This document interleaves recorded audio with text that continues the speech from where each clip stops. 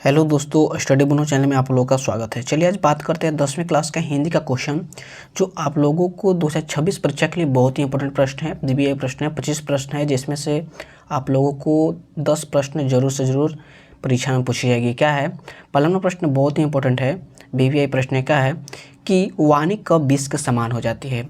वाणी कब 20 के समान हो जाती है? तो इसका ऑप्शन ए है राम नाम के बिना, बी ऑप्शन है तीर्थ यात्रा के बिना, सी ऑप्शन है ज्ञान के बिना, डी ऑप्शन है इनमें से कोई नहीं। इसका सही ऑप्शन है कि वाणी कब 20 के समान हो जाती है? तो इसका सही ऑप्शन है कि राम नाम के बिना। किन के बिना? राम नाम के बिना वाणी 20 के समान हो जाती है।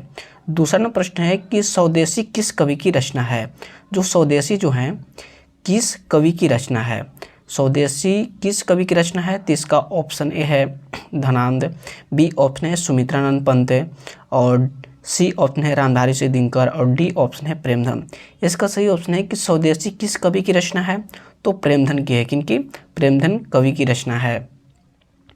और तीसरा नंबर प्रश्न बहुत ही इंपॉर्टेंट प्रश्न है, बीबीआई प्रश्न है 2026 परीक्षा के लिए कि प्रेमधन किस युग के कवि थे? जो प्रेमधन जी थे किस युग के कवि थे? तो इसका ऑप्शन ए है आदिकाल के, बी ऑप्शन है भक्ति काल के, सी ऑप्शन है पत्यंती युग के, और डी ऑप्शन है छायाद युग के। यानी प्रेमधन किस युग के कवि थे? तो भारतेंदु युग के कवि थे। और चौथा नंबर प्रश्न बहुत ही इंपॉर्टेंट है कि प्रेमधन जी का जन्म कब हुआ था? जो प्रेमधन जी जो कवि थे इनका जन्म कब हुआ था? तो इसका ऑप्शन है 1850 में, बी ऑप्शन है 1851 में, सी ऑप्शन है 1854 में, डी ऑप्शन है 1855 में। यानी प्रेमधन जी की जन्म कब हुआ था? तो इसका सही ऑप्शन है कि 1855 ईस्वी में प्रेमधन जी का जन्म हुआ था। और 5वां प्रश्न है, 5वां नंबर प्रश्न बहुत ही इंपॉर्टेंट कि भारत माँ के श्रेष्ठ मुख की तुलना कवि ने किसने की?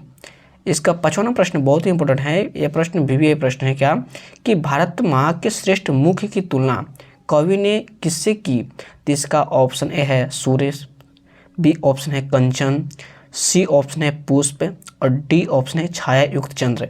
यानी भारत माता का श्रेष्ठ मुख तुलना किससे किया था? तो छाया युक्त चंद्र से। और अगला प्रश्न है 6ठा नंबर प्रश्न कि भारत माता की कवि की रचना है।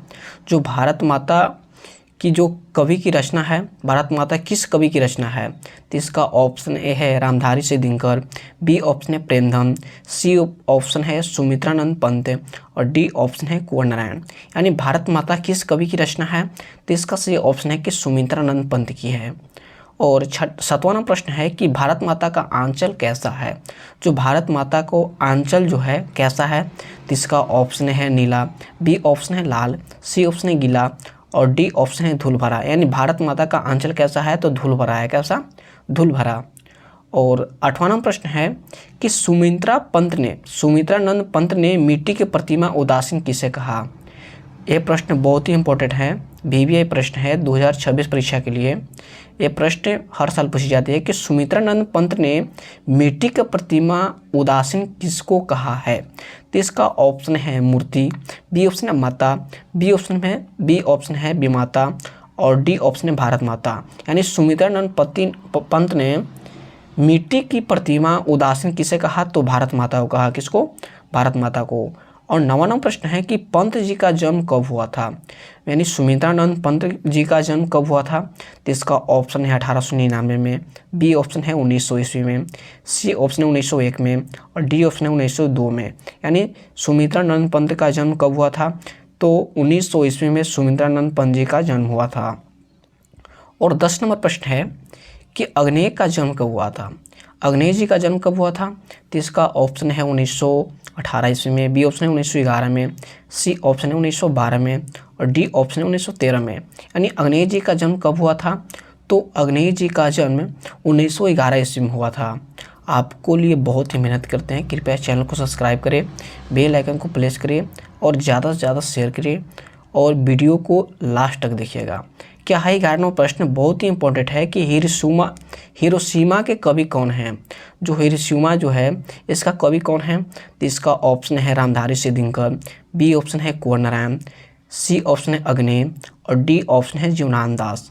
यानी हिरोशिमा के कवि कौन हैं? तो अग्नेय जी हैं। कौन है? अग्नेय। और 12वां प्रश्न है कि हिरोशिमा में सूरज कहाँ से निकलता है? जो हिरोशिमा में जो सूरज कहाँ से निकलता है? तो इसका ऑप्शन है एक आसमान से, बी ऑप्शन है पहाड़ पर, और सी ऑप्शन है नगर के चौक पर, और डी ऑप्शन है बादल में। यानी हिरोशिमा में सूरज कहाँ से निकलता था? तो इसका सही ऑप्शन है नगर के चौक से, नगर के चौक पर। 13वां प्रश्न है कि हरी घास पर 13वां प्रश्न बहुत ही इंपॉर्टेंट है कि हरी घास पर क्षण भर की रचनाकार हैं। हरी घास पर क्षण भर की रचनाकार हैं, तो इसका कौन है? तो इसका ऑप्शन है वीरेंद्र अग्रवाल, बी ऑप्शन है अग्नेय, सी ऑप्शन है अनामिका, और डी ऑप्शन है जीवनानंद दास। इसका सही ऑप्शन है कि हरी घास पर क्षण भर की रचना किनकी है? तो इसका सही ऑप्शन है किनकी है? तो अग्नेय जी का है। किनकी? अग्नेय जी का। और 14वां प्रश्न है कि हिरोशिमा कहाँ पे है? जो हिरोशिमा है कहाँ, किस देश में है? तो इसका ऑप्शन है अमेरिका में, बी ऑप्शन है यूरोप में, सी ऑप्शन है भारत में, और डी ऑप्शन है जापान में। यानी हिरोशिमा जो है किस देश में है? तो जापान में। हिरोशिमा जापान देश में है। और 15वां प्रश्न है कि एक वृक्ष की हत्या कविता के किस काव्य संग्रह से संकलित है? एक वृक्ष की हत्या कविता के किस काव्य के संग्रह से संकलित है? ये प्रश्न VVI प्रश्न है, बहुत ही इंपॉर्टेंट प्रश्न है, NCERT की क्वेश्चन से है, आधुनिक से, कि एक वृक्ष की हत्या कविता किस काव्य की संग्रह है? तो इसका सही ऑप्शन है इन दोनों। क्या है? इन दोनों। और 16वां प्रश्न है कि एक वृक्ष की हत्या के कवि कौन हैं? एक वृक्ष हत्या के कवि कौन हैं? तो इसका ऑप्शन ए है अग्नेय, बी ऑप्शन है पंत, सी ऑप्शन है कुंवर नारायण, और डी ऑप्शन है जीवनानंद दास। यानी जो कुंवर नारायण जो हैं एक वृक्ष की हत्या के कवि हैं। और 17वां प्रश्न है कि कुंवर नारायण का जन्म कब हुआ था? कुंवर नारायण जी का जन्म कब हुआ था? तो इसका ऑप्शन है 1928 में, बी ऑप्शन 1827 में, सी ऑप्शन 1927 में, डी ऑप्शन है 1828 में।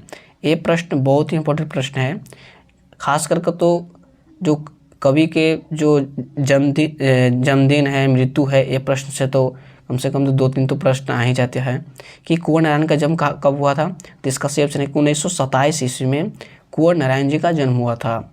और अगला प्रश्न है 18वां प्रश्न कि कवियत्री अनामिका का जन्म कब हुआ था? कवियत्री अनामिका का जन्म कब हुआ था? तो इसका ऑप्शन है 1961 में, बी ऑप्शन 1962 में, सी ऑप्शन 1963, और डी ऑप्शन 1965 में। यानी कवियत्री अनामिका का जन्म कब हुआ था? तो कवियत्री अनामिका का जन्म 1961 ईस्वी में हुआ था। और 19वां प्रश्न है कि अक्षर ज्ञान की कवि की रचना है। जो अक्षर ज्ञान की कवि की रचना है कौन सी है? तो इसका ऑप्शन ए है सुमित्रानंद पंत, बी ऑप्शन है रामधारी सिंह दिनकर, और सी ऑप्शन है रेनर मारे रिस्के, और डी ऑप्शन है अनामिका। यानी अक्षर ज्ञान की कविता के कवि कौन हैं? तो अनामिका है। कौन? अनामिका। अगला प्रश्न है 20 नंबर प्रश्न कि लौटकर आऊँगा फिर कविता के कवि कौन हैं? लौटकर आऊँगा कविता के कवि कौन हैं? तो इसका ऑप्शन है अनामिका, बी ऑप्शन है जीवनानंद दास, सी ऑप्शन है वीरेंद्र अग्रवाल, और डी ऑप्शन है सुमित्रानंद पंत।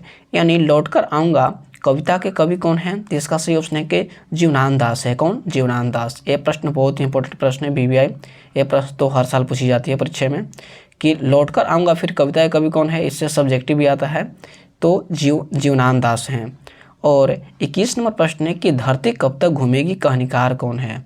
धरती कब तक घूमेगी कहानीकार कौन है? तो इनका ऑप्शन ए है सात कोई होता, बी ऑप्शन है ईश्वर पेटलीकर, सी ऑप्शन है श्रीनिवास, और डी ऑप्शन है सावर दैया। यानी धरती कब तक घूमेगी कहानीकार कौन है? तो सावर दैया। और 22 नंबर प्रश्न बहुत ही इंपॉर्टेंट है, 22वां नंबर प्रश्न है। 22 नंबर प्रश्न कि धरती कब तक घूमेगी किस भाषा की अनुदिश है? धरती कब तक घूमेगी किस भाषा का अनुदिश है? तो इसका ऑप्शन है उड़िया, बी ऑप्शन है गुजराती, सी ऑप्शन राजस्थानी, और डी ऑप्शन है कन्नड़। यानी जो धरती कब तक घूमेगी किस भाषा से अनुदिश है? तो इसका सही ऑप्शन है इसका सही ऑप्शन है राजस्थानी। 23 नंबर प्रश्न बहुत ही इंपॉर्टेंट है। 23वां नंबर प्रश्न क्या है कि सीता